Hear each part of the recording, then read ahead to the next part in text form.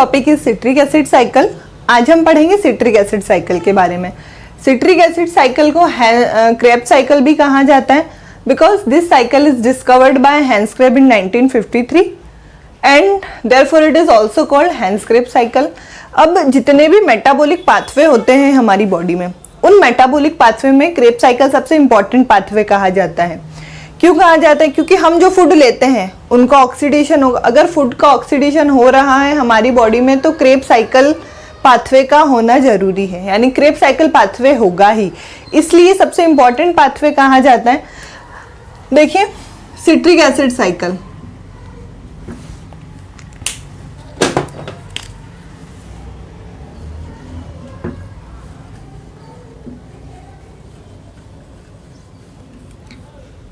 मैंने आपको बताया सबसे इंपॉर्टेंट पाथवे ये हमारी बॉडी का citric acid cycle. Important pathway क्यों है? सबसे पहले तो ये कैसा पाथवे है? एक मेटाबॉलिक पाथवे है, मेटाबॉलिक पाथवे। ओके, अब मेटाबॉलिक पाथवे में क्या पाथवेज आते हैं? एक कैटाबॉलिक और सेकंड वन इज एनाबॉलिक। अब जब कैटाबॉलिक पाथवे होगा तो क्या हो रहा है? सिट्रिक एसिड साइकिल हो रहा है, यानी चीजें टूट रही है। कैटाबॉलिक का मतलब होता है, इजी वे टू लर्न, एक ट्रिक है जिससे आप याद रख सकते हैं। कैट मतलब कटना, सी मतलब कटना, कटना मतलब टूटना, यानी ब्रेक डाउन होगा। यानी अगर किसी भी चीज का ब्रेक डाउन हो रहा है तो कौन सी प्रोसेस होगी? कैटाबॉलिक प्रोसेस होगी। और अगर कोई चीजें जुड़ रही है, जुड़ के कोई प्रोडक्ट बना रही है, तब उसमें क्या होगा? एनाबॉलिज्म होगा। अब ये जो सिट्रिक एसिड साइकिल है इसे जनरली क्या कहा जाता है? एक कैटाबॉलिक पाथवे। बट ये मैं आपको यहाँ पे बताती हूँ कि citric acid cycle is also anabolic pathway. Why? Because citric acid cycle के अंदर जो इंटरमीडिएट्स बनेंगे वो इंटरमीडिएट्स किसी और पाथवे के प्रोडक्ट को बनाने में हेल्प करेंगे। सपोज एक एग्जांपल देती हूँ मैं आपको यहाँ पे, ग्लूकोनियोजेनेसिस। ग्लूकोनियोजेनेसिस की प्रोसेस जब हम करते हैं तो इस प्रोसेस के अंदर जो प्रोडक्ट्स बनते हैं उन प्रोडक्ट्स को बनाने में कौन से इंटरमीडिएट्स हेल्प करेंगे? जो हमें सिट्रिक एसिड साइकिल से मिले हैं। That's why citric acid cycle is also called a catabolic pathway and anabolic pathway. Okay, अब ये तो हुई सिट्रिक एसिड साइकिल की बात। अब सिट्रिक एसिड साइकिल होता कहाँ पर है? सिट्रिक एसिड साइकिल होता है माइटोकॉन्ड्रियल मैट्रिक्स में। This cycle is take place in mitochondrial matrix. जो सेल होती है, सेल के अंदर एक सेल ऑर्गेनल प्रेजेंट होता है जिसे माइटोकॉन्ड्रिया कहा जाता है। माइटोकॉन्ड्रिया के अंदर जो मैट्रिक्स वाला पार्ट होता है, ठीक है, मैट्रिक्स वाला जो पोर्शन होता है, उस पोर्शन में कौन सी प्रोसेस होती है? सिट्रिक एसिड साइकिल की प्रोसेस होती है। अब सिट्रिक एसिड साइकिल को समझने के लिए हमें फूड को ऑक्सीडेशन समझना पड़ेगा। जनरली हम जो भी फूड लेते हैं, है ना, जो भी फूड हम खाते हैं, किस किस फॉर्म में हम फूड को ले सकते हैं? या तो हमने फूड को कार्बोहाइड्रेट की फॉर्म में लिया, यानी कोई ऐसा फूड खाया जिसमें क्या है? कार्बोहाइड्रेट प्रेजेंट है, या कोई ऐसा फूड खाया जिसमें फैट प्रेजेंट है, हमने फैट लिया, या हमने कोई ऐसा फूड लिया जिसमें प्रोटीन प्रेजेंट है। ठीक है, किसी न किसी फॉर्म में, खाने की किसी न किसी फॉर्म में हम कार्बोहाइड्रेट, फैट एंड प्रोटीन लेते ही हैं। पर जब इनके ऑक्सीडेशन की बात आती है, यानी हमारी बॉडी में जाके जब ये टूटते हैं तो एक कॉमन पाथवे चलता है इनका। उस कॉमन पाथवे से ये हमें देते हैं एसिटाइल कोएंजाइम। ओके, जब कार्बोहाइड्रेट से एसिटाइल कोएंजाइम बनेगा तब कौन सी प्रोसेस चलेगी? ग्लाइकोलाइसिस। जब फैट से एसिटाइल कोएंजाइम बनेगा तो हमें यहां पे करना पड़ेगा बीटा ऑक्सीडेशन फैट का। और जब प्रोटीन से एसिटाइल कोएंजाइम बनेगा तो हमें यहां पे करना पड़ेगा डीएमिनेशन। अमाइनो ग्रुप को हटाएंगे हम प्रोटीन से, हमें मिलेगा एसिटाइल कोएंजाइम। अब ये जो हमने खाई है, चाहे कितने भी कार्बन के हो, हमें यहां पे एसिटाइल कोएंजाइम मिलेगा 2 कार्बन का।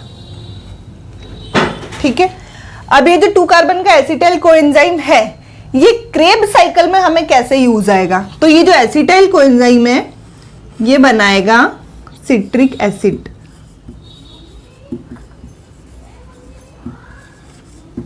ये कैसे होगा? जब एसिटाइल कोएंजाइम का ऑक्सीडेशन होगा, सपोज ऑक्सीडेशन होगा तो हमें मिलेगा CO2। ओके, और ये CO2 हमें कहाँ मिलेगा? सिट्रिक एसिड साइकिल की प्रोसेस से। अब अगर हम देखें तो इस प्रोसेस को हम क्या बोलते हैं? एसिडाइलेशन ऑफ एसिटाइल कोएंजाइम, यानी एसिटाइल कोएंजाइम का एसिटाइलेशन हो गया, हमें क्या मिल रहा है? सिट्रिक एसिड मिल रहा है। इस सिट्रिक एसिड से हम ये जो भी मेटाबॉलिक प्रोसेस करते हैं हमारी बॉडी में, इसका मेन पर्पस क्या होता है? एनर्जी को गेन करना। अब सिट्रिक एसिड साइकिल को चला के हमें एनर्जी कैसे मिलेगी? तो वो देखिए आप, जब सिट्रिक एसिड साइकिल चलेगा तो हमें एनर्जी नहीं मिलेगी, हमें यहाँ पे मिलेंगे कुछ रिड्यूस्ड कोएंजाइम। और ये रिड्यूस्ड कोएंजाइम कौन से होंगे? NAD, FAD। ओके, ये NAD FAD रिड्यूस्ड कोएंजाइम हमें आगे क्या देंगे? एनर्जी देंगे। बट ये एनर्जी हमें डायरेक्ट नहीं मिलेगी, ये एनर्जी हमें कैसे मिलेगी? Bye means of ETP, electron transport chain. जब इलेक्ट्रॉन ट्रांसपोर्ट चेन बने चलेगा तो ये रिड्यूस्ड कोएंजाइम किस में जाएंगे? इलेक्ट्रॉन ट्रांसपोर्ट चेन में जाएंगे, और इलेक्ट्रॉन ट्रांसपोर्ट चेन में जाने के बाद फाइनली हमें देंगे फॉर्म ऑफ एनर्जी, यानी कि ATP, adenosine triphosphate. Adenosine triphosphate energy की फॉर्म है जो हमारी बॉडी में होती है। अगर ATP बनेगी तो ही हम कुछ भी कर सकते हैं, क्योंकि जब तक हमारी बॉडी में एनर्जी नहीं होगी हम कुछ काम कर ही नहीं पाएंगे ना, हमारी बॉडी चल ही नहीं पाएगी। तो ये थोड़ा सा ओवरव्यू था, यानी हम जो फूड ले रहे हैं उनका ऑक्सीडेशन हो रहा है, और फूड का ऑक्सीडेशन होने के बाद हमें क्या मिल रहा है? Acetyl coenzyme. ठीक है, और ये एसिटाइल कोएंजाइम ऑक्सीडाइज होके क्या दे रहा है? CO2। यानी अगर 2 कार्बन ऑक्सीडाइज होते हैं तो हमें क्या मिलते हैं? 2 CO2 मिलते हैं। ये 2 CO2 कौन सी प्रोसेस में मिलेंगे? हमें सिट्रिक एसिड साइकिल की प्रोसेस में मिलेंगे। और इस सिट्रिक एसिड साइकिल में हमें क्या मिलेगा? सम रिड्यूस्ड कोएंजाइम, जो क्या होंगे? NAD FAD। ये रिड्यूस्ड कोएंजाइम ETP यानी इलेक्ट्रॉन ट्रांसपोर्ट चेन चला के हमें फाइनली क्या देंगे? ATP देंगे, जो कि एक एनर्जी करेंसी है। ओके, अब बचने के लिए हम यहां पे किसे लेकर चलेंगे? ग्लूकोज। मैंने आपको इससे पहले ग्लाइकोलाइसिस की प्रोसेस समझाई थी, उसमें मैंने आपको बताया था कि हमारे पास एक 6 कार्बन शुगर होता है जिसे ग्लूकोज कहते हैं। ये 6 कार्बन शुगर अपनी फर्दर प्रोसेसेस कंप्लीट करके किस में कन्वर्ट हो जाता है? फाइनली एक पायरुविक एसिड में कन्वर्ट हो जाता है। ठीक है, जो कितने कार्बन का रहता है? 3 कार्बन का रहता है। इस प्रोसेस को कहते हैं हम ग्लाइकोलाइसिस। ओके, अब ये पायरुविक एसिड किस में कन्वर्ट होता है? ये कन्वर्ट होता है एसिटाइल कोएंजाइम में। अब कुछ लोग ये समझते हैं, या बच्चे जब जनरली पढ़ते हैं तो पायरुविक एसिड डायरेक्टली किस में जाता है? सिट्रिक एसिड साइकिल में जाता है और सिट्रिक एसिड साइकिल स्टार्ट हो जाता है। बट ऐसा नहीं होता है। पायरुविक एसिड पहले किस में कन्वर्ट होता है? एसिटाइल कोएंजाइम में कन्वर्ट होता है। एसिटाइल कोएंजाइम A में कन्वर्ट होने के बाद ये जो एसिटाइल कोएंजाइम है ये जाता है सिट्रिक एसिड साइकिल में, और ये सिट्रिक एसिड साइकिल को रन करता है। ठीक है, अब पायरुविक एसिड से एसिटाइल कोएंजाइम A बनने की प्रोसेस को क्या कहते हैं? इसे कहते हैं हम डीकार्बोक्सिलेशन। डीकार्बोक्सिलेशन, और डीकार्बोक्सिलेशन क्यों कहते हैं या डीकार्बोक्सिलेशन क्यों होता है ये आप समझिए। पायरुविक एसिड हमारे पास कितने कार्बन का है? दिख रहा है आपको यहाँ पे 3 कार्बन का, और जो एसिटाइल कोएंजाइम बनता है वो बनता है हमारे पास 2 कार्बन का। साफ साफ दिख रहा है डीकार्बोक्सिलेशन ऑफ 1 कार्बन मॉलिक्यूल। वो कहाँ गया? वो यहाँ से निकल जाता है CO2। ओके, एक CO2 बाहर निकला, 3 कार्बन का मॉलिक्यूल किस में कन्वर्ट हो गया? 2 कार्बन के प्रोडक्ट में। अब अगर एक CO2 मॉलिक्यूल इस प्रोसेस में बाहर निकला है तो एक कोएंजाइम में क्या जाएगा? अंदर जाएगा। ठीक है, इसलिए एसिटाइल के साथ क्या लग जाता है? Coenzyme A। अब डीकार्बोक्सिलेशन हुआ है, यानी कि ऑक्सीडेशन की प्रोसेस हुई है। अगर ऑक्सीडेशन हुआ है तो डिहाइड्रोजनेशन होगा ही। अगर एक CO2 बाहर निकला है तो इसके साथ क्या निकलेंगे? कुछ H+ भी बाहर निकलेंगे। ओके, और ये जो H+ बाहर निकलेंगे, इन H+ को पिकअप करने के लिए कौन आएगा? NADH। NADH इन H+ को पिकअप करके किस में कन्वर्ट हो जाएगा? NADH प्लस H+ में। इस प्रोसेस को हम बोलते हैं डिहाइड्रोजिनेशन।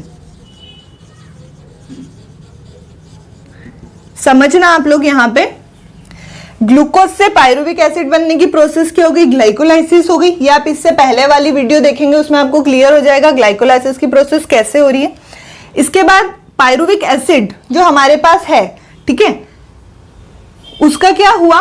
डीकार्बोक्सिलेशन हुआ, यानी 3 कार्बन का मॉलिक्यूल 2 कार्बन के मॉलिक्यूल में कन्वर्ट हो गया। एक कार्बन डाइऑक्साइड बाहर निकल गई।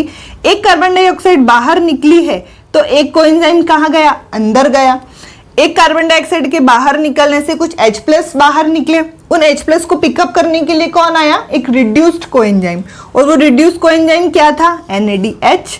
ये रिड्यूस्ड कोएंजाइम NADH को H+ आयंस को पिकअप करके किस में कन्वर्ट हो गया? NADH प्लस H+ में। अगर एग्जाम के पर्पज से देखें तो हम इस प्रोसेस को क्या बोल सकते हैं? Acetylation of acetyl.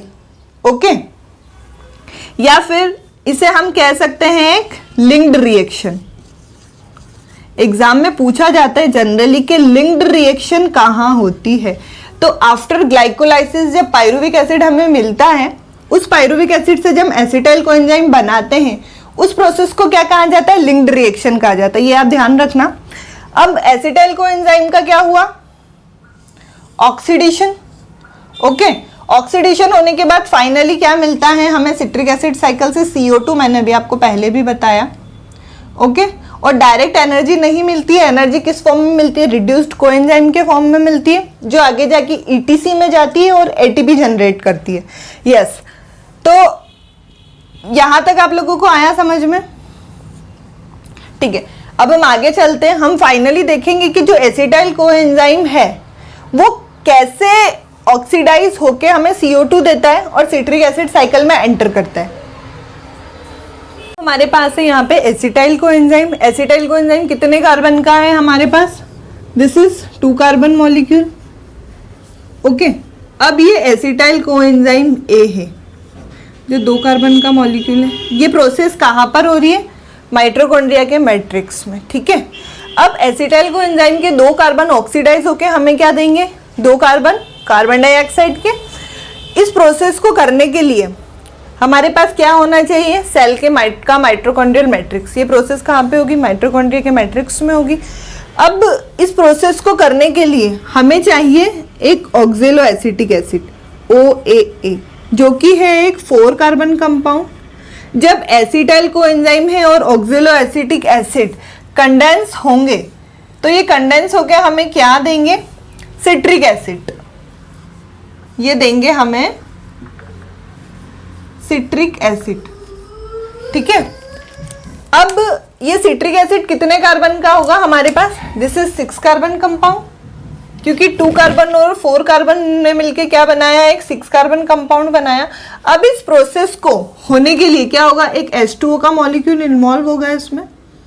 ठीक है, यहां पर जो कोएंजाइम A है वो इस प्रोसेस में क्या हो जाएगा? निकल जाएगा। कोएंजाइम में निकला, H2O गया। अब ये जो प्रोसेस है, मैंने आपको पहले भी बताया था कि अगर कोई भी मेटाबॉलिक पाथवे चल रहा है, कोई भी प्रोसेस हो रही है, तो वो प्रोसेस क्या होती है? किसी ना किसी एंजाइम के थ्रू गवर्नड होती है। इस प्रोसेस में जो एंजाइम लगेगा हमें, वो लगेगा सिट्रेट सिंथेज। ठीक है, इस प्रोसेस में कौन सा एंजाइम लगा है हमारे पास? Citrate synthase. अब जो नेक्स्ट प्रोसेस होगा इसका, सिट्रिक एसिड किस में कन्वर्ट होगा? आइसोसिट्रेट या isocitric acid. This is also 6 carbon compound. Need और no decarboxylation, no dissociation, as it is हमें मिला 6 कार्बन कंपाउंड। आइसोसिट्रेट कन्वर्ट होगा सीस एकोनिटेज में। दिस इज इंटरकन्वर्टेबल एंड ये भी क्या होगा, एक 6 कार्बन कंपाउंड, ये भी 6 कार्बन, ये भी 6 कार्बन। अब जो एंजाइम यूज आएगा इसमें, जब सिट्रिक एसिड से सीस आइसोसिट्रेट या सिट्रेट बनता है तो इसमें एंजाइम यूज आता है एकोनिटेज। सेम जब आइसोसिट्रेट से सीस एकोनिटेज बनेगा तो भी हमें यहाँ पे एंजाइम यूज आएगा एकोनिटेज। ठीक है। अब अगर आप देखें एग्जाम के पॉइंट ऑफ व्यू से ये दोनों जो प्रोसेस है ये इंपॉर्टेंट नहीं है, आप चाहे तो इसे स्किप भी कर सकते हैं, बिकॉज इस प्रोसेस में ना डिकार्बोक्सिलेशन हो रहा है ना डिसोसिएशन हो रहा है, किसी भी चीज का हमें लॉस नहीं हो रहा है। यहाँ पर भी 6 कार्बन कंपाउंड था, यहाँ पर भी हमें क्या मिला, 6 कार्बन कंपाउंड। ठीक है। अब आप देखिए हमें यहाँ पे फर्स्ट क्या मिला था, सिट्रिक एसिड। ये फर्स्ट कंपाउंड जो बनता है ये स्टेबल कंपाउंड है इस साइकिल का, इसलिए इस साइकिल को क्या बोलते हैं, सिट्रिक एसिड साइकिल बोलते हैं। एंड इस साइकिल को ट्राई कार्बोक्सिलिक साइकिल भी कहा जाता है। वाई? बिकॉज जो सिट्रेट होता है यानी जो सिट्रिक एसिड होता है उसमें 3 कार्बोक्सिलिक ग्रुप होते हैं, इसलिए इस साइकिल को क्या बोलते हैं, ट्राई कार्बोक्सिलिक एसिड साइकिल भी कहा जाता है।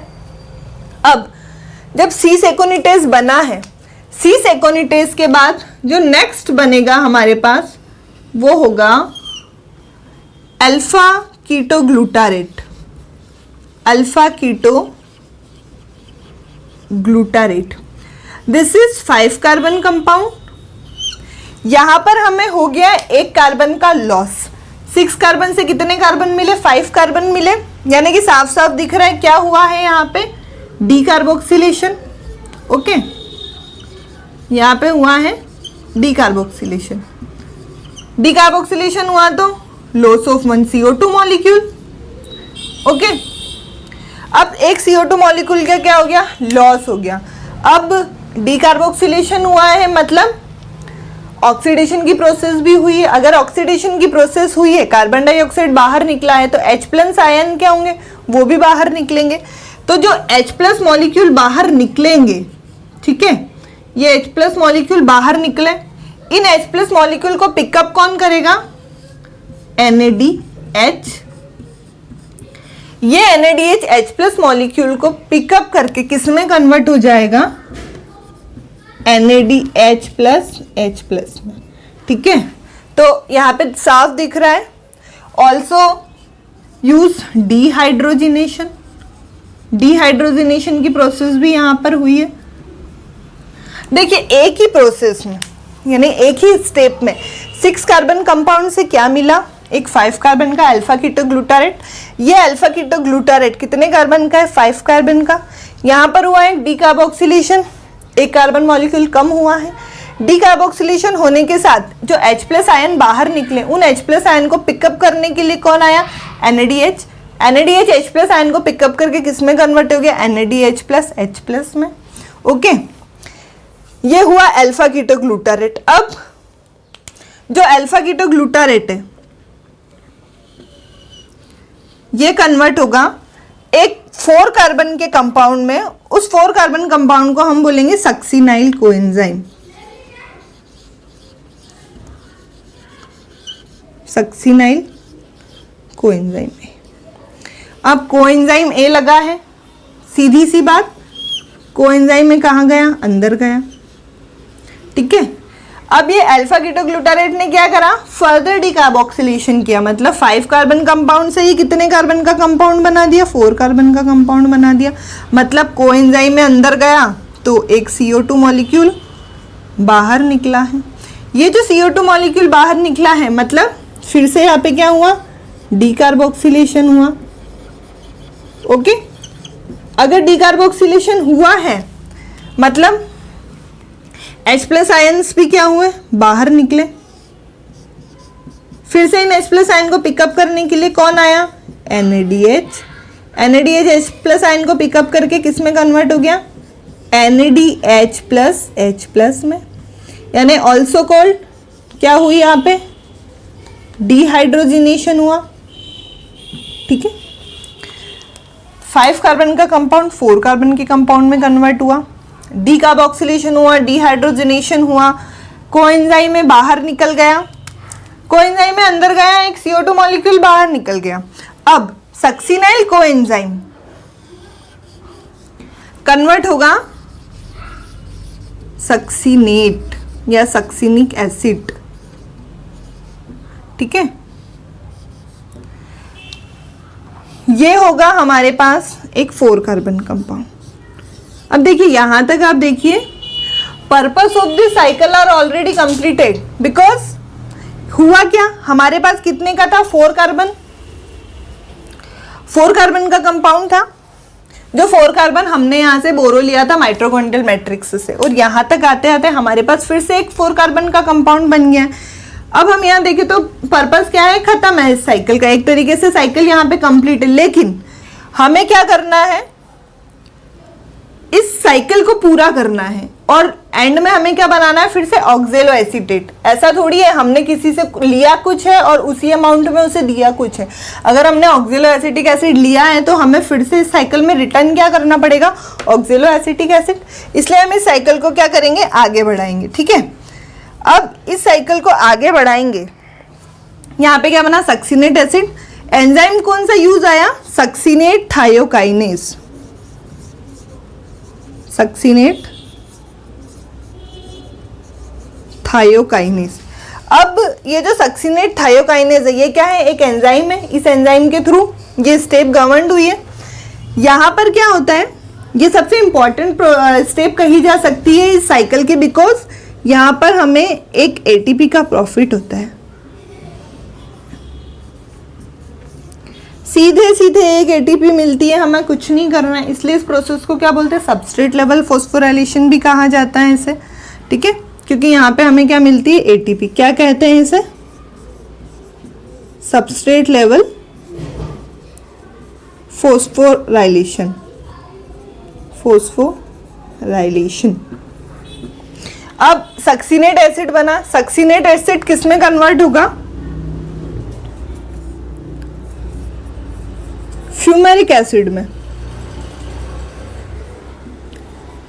सक्सीनेट फ्यूमेरिक एसिड में कन्वर्ट हुआ। ये फ्यूमेरिक एसिड में कन्वर्ट हुआ तो यहां पर क्या हुआ, ये भी एक 4 कार्बन कंपाउंड है। यहां पे जो रिड्यूस कोएंजाइम यूज होगा वो होगा एफएडी, ठीक है, FADH. FADH H plus gain करके किस में कन्वर्ट हो जाएगा, एफएडीएच प्लस प्लस में। जो एंजाइम यूज आएगा यहाँ पे वो आएगा फ्यूमरेज, फ्यूमरेज एंजाइम यूज आया। अब ये 4 कार्बन का कंपाउंड फ्यूमरिक एसिड किस में कन्वर्ट होगा, मैलिक एसिड में। This is also 4 carbon compound, enzyme use आएगा मैलिट। यहां पर देखिए, यहां पे क्या हो रहा है, डिहाइड्रोजनेशन की प्रोसेस रेगुलर हो रही है, यानी H प्लस आयंस क्या हो रहे हैं, निकल रहे हैं। फिर से H प्लस आयन निकलेंगे तो H प्लस आयन को रिसीव करने के लिए कौन आएगा, NADH। NADH H plus ion को पिकअप करके किस में कन्वर्ट हो जाएगा, NADH प्लस H प्लस में। अब मैलिक एसिड से क्या बन जाएगा यहाँ पे, फाइनली ऑक्जेलो एसिटिक एसिड। देखिए आप इस होल प्रोसेस को, यहाँ पे डीकार्बोक्सिलेशन हुआ है, डिहाइड्रोजिनेशन हुआ है, H प्लस आयंस निकले हैं, उन H प्लस आयन को पिकअप किया गया है। ये सब किसकी हेल्प से, रिड्यूस्ड कोएंजाइम की हेल्प से। अब ये क्या हो गई, क्रेब्स साइकिल। अब इस पूरी साइकिल को मैं एक बार फिर से समराइज करूंगी। देखिए हमारे पास क्या था, एक 2 कार्बन कंपाउंड एसिटाइल कोएंजाइम, उससे हमने क्या किया, कंडेंस किया acetyl coenzyme, condense with ऑक्जेलो acetic acid and give you citric acid. This is also 6 carbon compound. Citric acid is also convertible in isocitrate by the help of aconitase enzyme, and isocitrate is also 6 carbon compound. There is no decarboxylation, no dissociation. Isocitrate is also convertible cis-aconitase. This is also called 6 carbon compound. अब जो cis-aconitase है, cis-aconitase is convert into alpha ketoglutarate. This is 5 carbon compound. Okay. यहाँ पर क्या हुआ, decarboxylation, decarboxylation हुआ, एक CO2 molecule बाहर निकल गया। अब जो H प्लस आयंस बाहर निकले हैं, ठीक है, H plus ion pickup by NADH and converted to NADH plus H plus में, ऑल्सो डिहाइड्रोजनेशन प्रोसेस। अब जो अल्फा कीटोग्लूटारेट है, जो क्या है हमारे पास एक 5 कार्बन कंपाउंड है। ये 5 कार्बन कंपाउंड किस में कन्वर्ट होगा? फर्दर डीकार्बोक्सिलेशन के थ्रू सक्सिनाइल कोएंजाइम में, जो कि एक 4 कार्बन कंपाउंड है। इस प्रोसेस में क्या होगा? फिर से डीकार्बोक्सिलेशन हुआ, यानी कि एक कार्बन डाइऑक्साइड का मॉलिक्यूल बाहर निकला, कोएंजाइम में अंदर गया। जो H+ मॉलिक्यूल बाहर निकले पिकअप किसके थ्रू हुए? NADH के थ्रू हुए, और किस में कन्वर्ट होगा? NADH+ H+ में कन्वर्ट हो गया। अब जो सक्सिनाइल कोएंजाइम 4 कार्बन का था, वो फिर से किस में कन्वर्ट होगा? सक्सिनेट एसिड में। अब ये जो सक्सिनेट या सक्सिनिक एसिड, आप जो चाहे बोल सकते हैं इसे, ये है एक इम्पॉर्टेंट प्रोसेस, क्योंकि एग्जाम के पॉइंट ऑफ व्यू से भी इम्पॉर्टेंट है, क्योंकि पूछा जाता है कि सिट्रिक एसिड साइकिल में ऐसी कौन सी स्टेप होती है जहाँ से हमें डायरेक्ट एक ATP का प्रॉफिट होता है। तो जी हाँ, वही ये स्टेप है जहाँ से हमें डायरेक्ट एक ATP एडिनोसिन ट्राइफॉस्फेट, जो कि एक एनर्जी करेंसी है, इसका प्रॉफिट होता है with the help of succinate thiokinase. Okay, अब सक्सिनेट एसिड किस में कन्वर्ट होता है? फ्यूमरिक एसिड में। फ्यूमरिक एसिड में कन्वर्ट होने के लिए यहाँ पे जो रिड्यूस्ड कोएंजाइम यूज आते हैं वो आते हैं FADH, जो H+ आयंस को पिकअप करते हैं। इसके बाद मैलेट बनता है, मैलिक एसिड, और वो ये मैलिक एसिड फाइनली किस में कन्वर्ट हो जाता है? ऑक्जेलो एसिटिक एसिड में। ठीक है, यहाँ पर एक और जो इम्पोर्टेंट की पॉइंट है मैं आपको बताऊंगी, जो माइटोकॉन्ड्रिया का मैट्रिक्स होता है। ओके, माइटोकॉन्ड्रियल जो मैट्रिक्स होता है उसमें से जो मैलिक एसिड होता है वो डायरेक्टली बाहर नहीं जा सकता है। ठीक है, जो माइटोकॉन्ड्रिया की वॉल होती है, क्योंकि माइटोकॉन्ड्रिया क्या है? डबल मेम्ब्रेन स्ट्रक्चर है। इस स्ट्रक्चर से मैलिक एसिड सीधे बाहर नहीं निकल सकता है। वो किस फॉर्म में बाहर निकलता है? ऑक्जेलो एसिटिक एसिड की फॉर्म में। इसलिए मैलिक एसिड को किस में कन्वर्ट करना जरूरी है? ऑक्जेलो एसिटिक एसिड में। अब ये तो हो गई पूरी साइकिल। ठीक है, ये क्या हो गई? एक ऑक्सीडेटिव साइकिल, ऑक्सीडेशन हुआ, but see no where to find to use O2।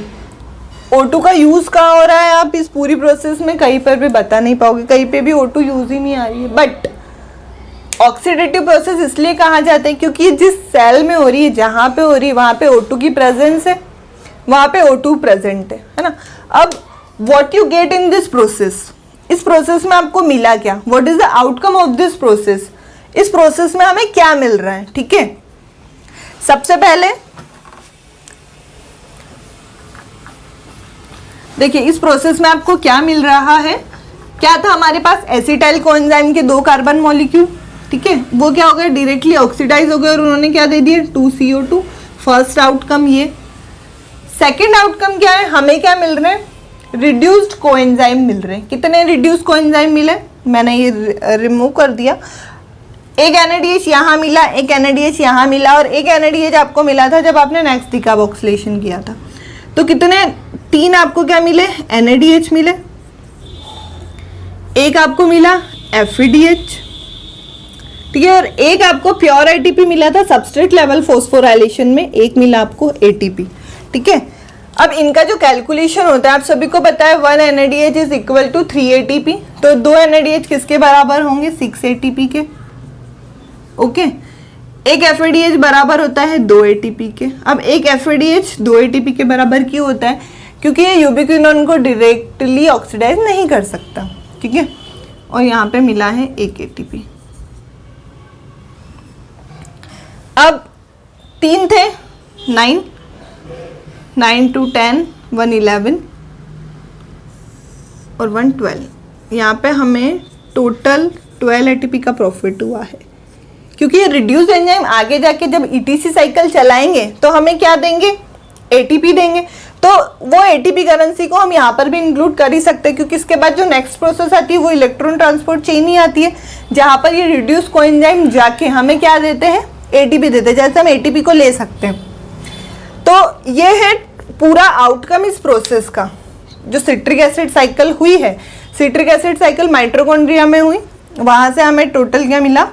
12 ATP का प्रॉफिट हुआ।